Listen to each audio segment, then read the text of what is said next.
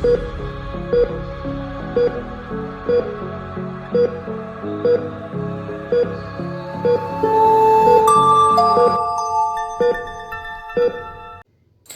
Friends, कैसे हैं आप सभी लोग। आप सभी का स्वागत है हमारे चैनल नर्सिंग बूस्टर पर। हमारी जो वीडियो है आज काफ़ी लंबे टाइम बाद आ रही है। कुछ रीज़न्स थे, बट आज का जो हमारा टॉपिक है काफ़ी इम्पोर्टेंट रहने वाला है। इसीलिए मैं चाहूँगी आप जो पूरी वीडियो है लास्ट तक देखें, एंड अगर आपको हमारी वीडियो अच्छी लगती है तो प्लीज़ इसे लाइक करें एंड हमारा चैनल सब्सक्राइब करना ना भूलें। आज का जो हमारा टॉपिक है वो है sickle cell anaemia. Sickle cell anaemia काफ़ी इंपॉर्टेंट टॉपिक है, सो प्लीज़ वीडियो पूरी देखें एंड नोट कर लें important points. Sickle cell disease and its variants are genetic disorders resulting from the presence of a mutated form of hemoglobin. Sickle cell disease या फिर sickle cell anaemia कह सकते हैं। ये एक तरीके का जेनेटिक डिसऑर्डर होता है। जेनेटिक यानी कि ऑटोसोमल रिसेसिव डिसऑर्डर, यानी कि पेरेंट्स से ये बच्चे में जेनेटिकली ट्रांसफ़र होता है। ठीक है, और इसका रीज़न क्या होता है कि जो हीमोग्लोबिन है वो म्यूटेशन हो जाता है। हीमोग्लोबिन जीन में म्यूटेशन होने की वजह से सिकल सेल अनीमिया देखने को मिलता है। हमारा जो जो रेड ब्लड सेल्स होते हैं बॉडी में, रेड ब्लड सेल्स के अंदर हीमोग्लोबिन होता है। ठीक है, एंड हीमोग्लोबिन जो है अगर हम डिवाइड करते हैं तो हीम एंड ग्लोबिन में डिवाइड होता है। And globin contains 2 chains. ठीक है, 2 अल्फा चेन्स होती हैं एंड 2 बीटा चेन्स होती हैं। ठीक है, उसी चेन्स में जीन म्यूटेशन होता है which results in sickle cell anaemia. 6 नंबर glutamate in haemoglobin chain is replaced by valine. Generally क्या होता है कि जो मैंने बताया, जो ग्लोबिन है which is divided into 2 alpha and 2 beta chains. जो बीटा चेन है हमारी वो कंटेन करती है 146 अमाइनो एसिड्स और अल्फा चेन कंटेन करती है 141 amino acids. Sickle cell anaemia में क्या होता है कि जो बीटा चेन है उसका 6 नंबर का जो अमाइनो एसिड है that is glutamate, that is replaced by valine. Valine से वो रिप्लेस हो जाता है जिसकी वजह से जीन म्यूटेशन होता है which causes sickle cell anaemia. ठीक है, अब सिकल सेल एनीमिया होता है तो उसकी वजह से क्या देखने को मिलता है हमको कि जो रेड ब्लड सेल्स होते हैं हमारे, red blood cells sickle shape ले लेते हैं। जनरली रेड ब्लड सेल्स जो होते हैं वो डिस्क शेप होते हैं। ठीक है, लेकिन सिकल सेल एनीमिया के अंदर रेड ब्लड सेल्स जो हैं वो सिकल शेप ले लेते हैं, और सिकल शेप लेने की वजह से ही इनका जो है लाइफ स्पैन भी शॉर्ट हो जाता है। जनरली आरबीसी का लाइफ स्पैन होता है 120 डेज़, लेकिन सिकल सेल जो होते हैं सिकल शेप्ड सेल्स, इनका लाइफ स्पैन जो है वो डिक्रीज़ हो जाता है। ठीक है, साइन एंड सिम्टम्स देखते हैं। साइन एंड सिम्टम्स जो रहेंगे सिकल सेल एनीमिया के वो है एक्स्ट्रा मेडुलरी हेमोप्टिसिस के सिम्टम्स आते हैं। चिपमंक फेस देखने को मिलता है पेशेंट का। क्रूकट स्कल होता है, acute chest pain, dactylitis which is known as inflammation of digits. अब जनरली होता क्या है कि सारे सेल्स जो होते हैं पेशेंट की बॉडी में, सिकल सेल एनीमिया के पेशेंट में, वो सिकल शेप में होते हैं। ठीक है, लॉन्ग शेप्ड होते हैं। तो डिस्क शेप ना होने की वजह से वो आपस में चिपकते हैं, और आपस में चिपकने की वजह से वो ब्लॉक कर देते हैं। ठीक है, जो भी वेन्स हैं, आर्टरीज हैं, जो ब्लॉकेज होती है, ब्लॉकेज होने की वजह से ब्लड फ्लो जो है वो ब्लॉक हो जाता है, और जो भी डिस्टल टिश्यूज़ हैं, डिस्टल बॉडी ऑर्गन्स, एक्सट्रीमिटीज़ हैं, उनको ब्लड सप्लाई नहीं मिलती है। ब्लड सप्लाई ना मिलने की वजह से टिश्यूज़ के पास भी ऑक्सीजन कम जाती है। एक तो ऑलरेडी हीमोग्लोबिन में इशू है ना, जो है दूसरा सेल्स जो हैं वो भी आरबीसीज प्रॉपर ब्लड सप्लाई नहीं दे पा रहे हैं, उसी की वजह से पेशेंट को एनारोबिक ग्लाइकोलाइसिस होता है। और जब भी हमारी बॉडी में विदाउट ऑक्सीजन ग्लाइकोलाइसिस होगा इस तरह, तो पेशेंट को क्या होता है, पेन होता है। ठीक है, लैक्टिक एसिडोसिस होने की वजह से। पेशेंट को सीवियर चेस्ट पेन देखने को मिलता है, पैल्पिटेशंस होती हैं, डिस्निया होता है पेशेंट को। इसके अलावा डेक्टिलाइटिस होने का भी सेम रीज़न है, ब्लड सप्लाई जो है डिस्टल एक्सट्रीमिटीज़ में नहीं जाती है, जिसकी वजह से फिंगर्स में स्वेलिंग देखने को मिलती है, फेस पे जो है स्वेलिंग होती है, चिपमंक जैसा फेस हो जाता है पेशेंट का।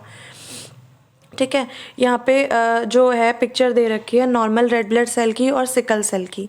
जो हमारा नॉर्मल रेड ब्लड सेल है वो इस तरह होता है, सर्कल शेप में, डिस्क शेप्ड। ठीक है, और हीमोग्लोबिन भी नॉर्मली इस तरह होता है जो कि सेल के अंदर दिख रहा है। ठीक है, जबकि सिकल सेल में क्या होता है, सिकल सेल के अंदर सेल जो है वो इस तरह सिकल शेप ले लेता है, इलोंगेटेड शेप, जिसकी वजह से हीमोग्लोबिन जो है वो भी एबनॉर्मल होता है।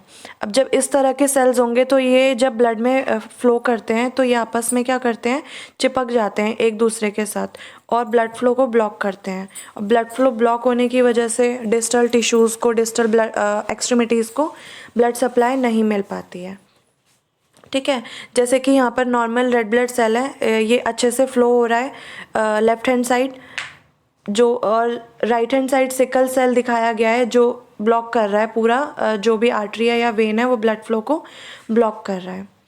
ठीक है, और भी साइन एंड सिम्टम है, ओस्टियोमाइलाइटिस देखने को मिलता है, हैंड फुट सिंड्रोम देखने को मिलता है। हैंड फुट सिंड्रोम में क्या होता है पेशेंट को कि सेम जो अभी मैंने बताया कि आरबीसीज जो हैं सिकल शेप हो जाते हैं, और दूसरी चीज़ आरबीसीज के अंदर ऑक्सीजन एफिनिटी कम होती है। सिकल सेल एनीमिया के पेशेंट में क्या होता है कि जितना ज़्यादा पेशेंट स्ट्रेस लेगा, उसकी बॉडी में ऑलरेडी इस तरह के आरबीसीज हैं जो कि एबनॉर्मल हीमोग्लोबिन है जिनके अंदर और एबनॉर्मल शेप के हैं। ठीक है, वो प्रॉपर ऑक्सीजन बॉडी को नहीं दे पा रहे हैं, बॉडी में और स्ट्रेस होगा तो और सिकल शेप्ड आरबीसीज बनेंगे।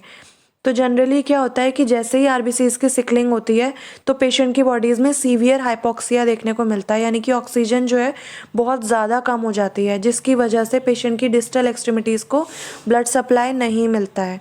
फिंगर स्वेलिंग देखने को मिलती है, ड्रमस्टिक फिंगर्स हो जाती हैं, और पेशेंट के हाथ जो होते हैं और पैर होते हैं उनमें स्वेलिंग हो जाती है। जब भी वो काम करता है, कुछ भी एक्टिविटी करता है तो स्वेलिंग होती है और पेन होता है, उसी को बोलते हैं हैंड फुट सिंड्रोम। ठीक है, प्रियापिज्म देखने को मिलता है। प्रियापिज्म होता है excessive painful erection of penis due to poor blood supply. Blood supply बहुत बेकार होती है, वही सिकलिंग ऑफ आरबीसीज की वजह से, तो उसकी वजह से पेशेंट को एक्सेसिव पेनफुल इरेक्शन होता है पेनिस का, which is known as priapism.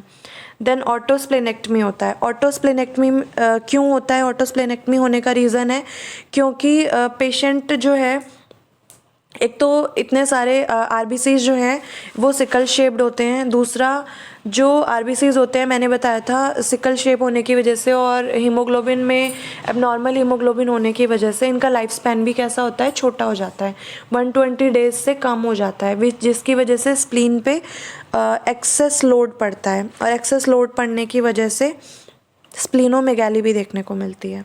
ठीक है, चिपमंक लाइक फेस इस तरह का दिखता है पेशेंट का।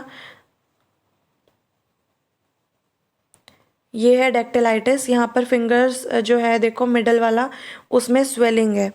ठीक है, और इसका रीज़न क्या है? Sickling of RBCs. Sickle cell anaemia patients have a low risk of malaria. ये एक जस्ट नोट डाउन कर सकते हैं कि जो सिकल सेल एनीमिया होते हैं उसके जो पेशेंट्स होते हैं उनके अंदर मलेरिया का रिस्क जो होता है वो कम होता है। उसका रीज़न क्या है, या फिर होता ही नहीं है मलेरिया? उसका रीज़न इसलिए है क्योंकि जो मलेरिया का कॉजेटिव एजेंट है प्लाज्मोडियम वाइवेक्स, उसको हमेशा मल्टीप्लाई करने के लिए बॉडी में जब भी वो एंटर करता है ह्यूमन बॉडी में, तो प्लाज्मोडियम को, जो मलेरिया का पॉजिटिव एजेंट है, उसको सरवाइव करने के लिए या मल्टीप्लाई करने के लिए उसको आरबीसी की ज़रूरत होती है। और सिकल सेल एनीमिया के पेशेंट में आरबीसी ही एबनॉर्मल होता है, जिसकी वजह से पेशेंट जो है सिकल सेल एनीमिया का, उसको मलेरिया नहीं होता है। ठीक है, अब सिकल सेल क्राइसिस है जो कि मोस्ट इम्पॉर्टेंट टॉपिक है सिकल सेल एनीमिया में, कि सिकल सेल क्राइसिस होते हैं, जिसमें फर्स्ट आता है पेनफुल क्राइसिस।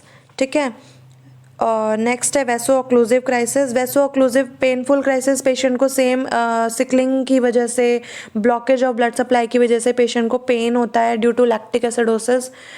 ठीक है, और वैसो ऑक्लूसिव क्राइसिस में क्या होता है, जब पेशेंट की बॉडी में कोई भी ऐसी सिचुएशन आती है जब उसको ऑक्सीजन की डिमांड ज़्यादा होती है, जैसे अगर वो एक्सरसाइज कर रहा है सिकल सेल एनीमिया का पेशेंट, या उसको पेन हो रहा है, वो रो रहा है, तो उसकी पेशेंट की बॉडी में ऑक्सीजन की जो डिमांड है वो ज़्यादा होगी। ठीक है, डिहाइड्रेशन में भी ऐसा होता है। तो क्या होता है, मैंने बताया था, जितना ज़्यादा पेशेंट की बॉडी पे स्ट्रेस रिलेटेड सिचुएशंस होंगी, for example dehydration, hypovolaemia, crying, pain, तो उसकी वजह से उसकी बॉडी में आरबीसीज जो हैं और ज़्यादा सिकल शेप लेंगे।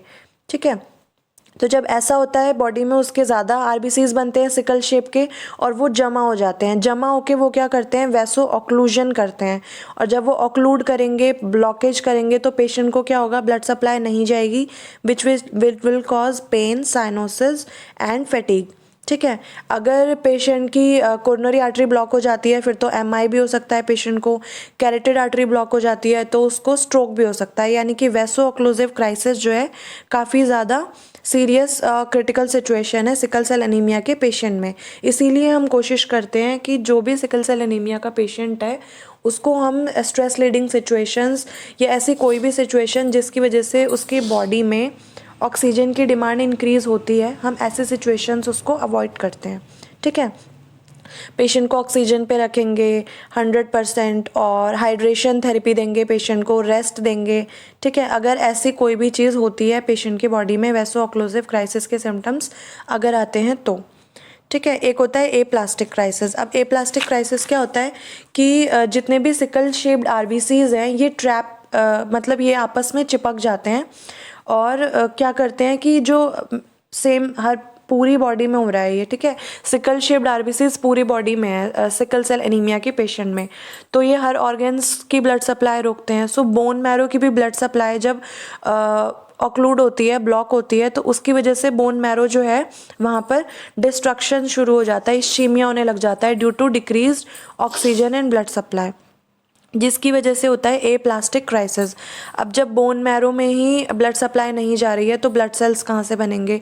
सो पेशेंट की बॉडी में ए प्लास्टिक क्राइसिस के अंदर क्या देखने को मिलता है कि सभी जो ब्लड सेल्स हैं वो बोन मैरो डिस्ट्रक्ट हो जाती है और पेशेंट की जो ब्लड सेल्स होते हैं वो कम होते हैं, यानी कि पेनसाइटोपिनिया देखने को मिलता है पेशेंट को और उसकी वजह से पेशेंट की डेथ हो सकती है। ठीक है। डायग्नोसिस कैसे करते हैं। सो डायग्नोसिस करने का मेथड है HB इलेक्ट्रोफोरेसिस कर सकते हैं या फिर हम सिकलिंग टेस्ट कर सकते हैं। ठीक है। सिकलिंग टेस्ट के अंदर हम मेटाबाइसल्फेट देते हैं पेशेंट को जो कि इंड्यूस करवाता है हाइपोक्सिया। पेशेंट का ब्लड टेस्ट में हम मेटाबाइसल्फेट यूज़ करते हैं जिसके ज़रिए हाइपोक्सिया इंड्यूस करवाया जाता है। इसके अलावा दूसरा टेस्ट है HB इलेक्ट्रोफोरेसिस। ठीक है। बाकी हम जनरल टेस्ट कर सकते हैं, for example CBC, decreased ESR, serum bilirubin और सिकल टर्बिडिटी टेस्ट कर सकते हैं जिसको सिकल डेक्स टेस्ट कहते हैं। बाकी जो कन्फर्मेटरी टेस्ट है वो तो HB यही है इलेक्ट्रोफोरेसिस, या फिर इसको हम HB प्लाज्मा फ्रेसिस भी बोल सकते हैं। ठीक है। ये कन्फर्मेटरी और बेस्ट टेस्ट होता है सिकल सेल एनीमिया के लिए। देन आते हैं ट्रीटमेंट पे। सो ट्रीटमेंट इसका क्या रहेगा। ट्रीटमेंट में हम पेशेंट को ब्लड ट्रांसफ्यूजन देते हैं या फिर PRBC चढ़ाएंगे। ठीक है। फ्लूइड थेरेपी देते हैं पेशेंट को। मेन जो है सिकल सेल एनीमिया के पेशेंट में हम कोशिश करते हैं कि पेशेंट को जो है रेस्ट दें और ऐसी कोई भी सिचुएशन क्रिएट ना करें जहाँ से पेशेंट की बॉडी में और ज़्यादा सिकलिंग हो या फिर क्राइसिस क्रिएट हो। तो पेशेंट का पेन मैनेजमेंट सबसे हमारा मेन होता है। पेशेंट का हम पेन मैनेजमेंट करते हैं, उसको फ्लूइड थेरेपी देते हैं ताकि उसकी बॉडी में हाइड्रेशन जो है वो प्रॉपर रहे। ठीक है। इसके अलावा पेशेंट को रेस्ट देते हैं। रेस्ट देंगे तो पेशेंट की बॉडी में ऑक्सीजन की डिमांड जो है वो डिक्रीज़ हो जाएगी। ठीक है। हेड एलिवेटेड रखते हैं नॉट मोर देन 30 डिग्री, यानी कि उसको लो फाउलर्स पोजीशन देंगे। इसके अलावा पेशेंट को हम हाई कैलोरी डाइट देते हैं और ब्लड ट्रांसफ्यूजन जो है वो करते हैं पेशेंट को। इसके अलावा बोन मैरो ट्रांसप्लांटेशन कर सकते हैं और हाइड्रोक्सी यूरिया पेशेंट को हम देते हैं। Hydroxy urease anti cancer drug होता है एक, ये ट्रीटमेंट में दिया जाता है सिकल सेल एनीमिया के लिए। ठीक है। ये बोन मैरो को मेंटेन करके रखता है पेशेंट के लिए। बाकी उसका ऑक्सीजन लेवल बना के रखते हैं उसकी बॉडी में ताकि उसको जो है सिकलिंग ना हो। ठीक है। सो आज का टॉपिक यहीं पर ख़त्म होता है। आई होप आपको वीडियो अच्छी लगी होगी। प्लीज़ वीडियो को लाइक करना ना भूलें एंड अपने फ्रेंड्स के साथ शेयर करें ताकि वो भी इस टॉपिक को अच्छे से समझ सकें। Thank you so much. For more visit Nursing Booster makes you perfect.